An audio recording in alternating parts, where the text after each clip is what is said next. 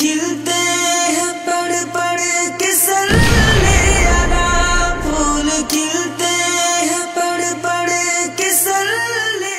আসসালামু আলাইকুম রাহমাতুল্লাহ। আজ নিয়ে আসলাম অলসদের জন্য আরো অলসতা মজবুত করার একটি মাধ্যম। এখানে আমার কিছু ডক্স ফাইল রয়েছে।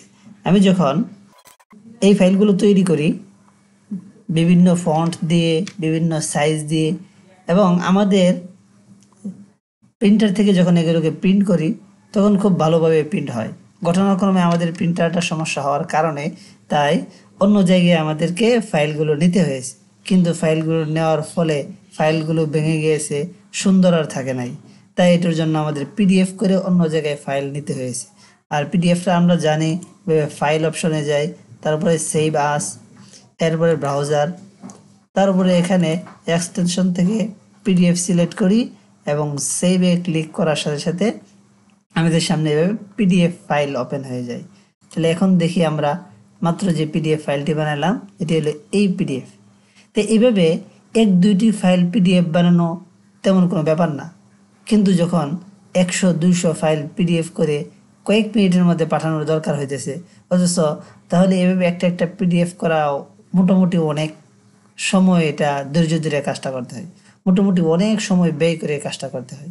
আমরাই অলস, মূলত এটা কাজটা আমরা করতে চাইতেছি না, আরও সহজে অল্প সময়ে কীভাবে করতে পারি, তাই এটার জন্য একটা পাইথন কোড লিখলাম। এখন এটি কেটে দিলাম।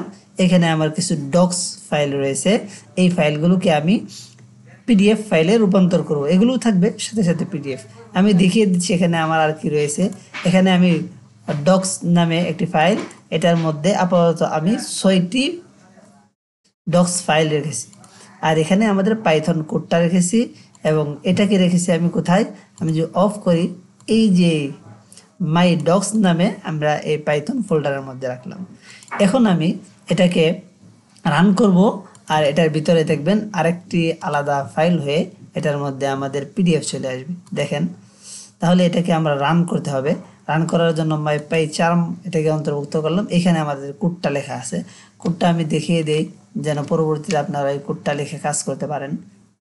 আশা করি সকলেই কোডটা দেখতে পাচ্ছেন। এই ছোট্ট একটা কোড, এখানে লাইন দেখাচ্ছে 22 লাইনের একটা কোড, তার মধ্যে এখানে কিছু লাইন ফাঁকা আছে।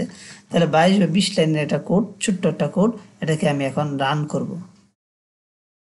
তাই আমরা একটু ছোট করে নেই দেখার সুবিধার্থে, যেন আমরা দেখতে পাই। এখানে রান করলাম, এখানে দেখাচ্ছে যে আমাদের এই ফাইলটা হচ্ছে।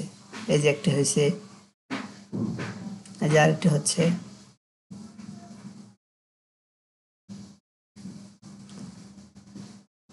এরকম কিছু সময় নেবে, কিন্তু কোনো আমাদের কাজ করা লাগতেছে না, শুধুমাত্র একটা ক্লিক করলাম আর এখানে আমাদের সবগুলো ফাইল পিডিএফ এ রূপান্তর হলো।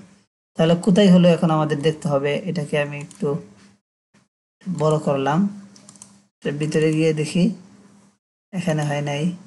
এই যে আবার এসে গেছে। আমি ভিতরে যাওয়ার পরে যখন আবার বাইরে আসলাম তখন দেখলাম এখানে পিডিএফ এস লেখা নামে এই ফাইলগুলো হয়ে গেছে।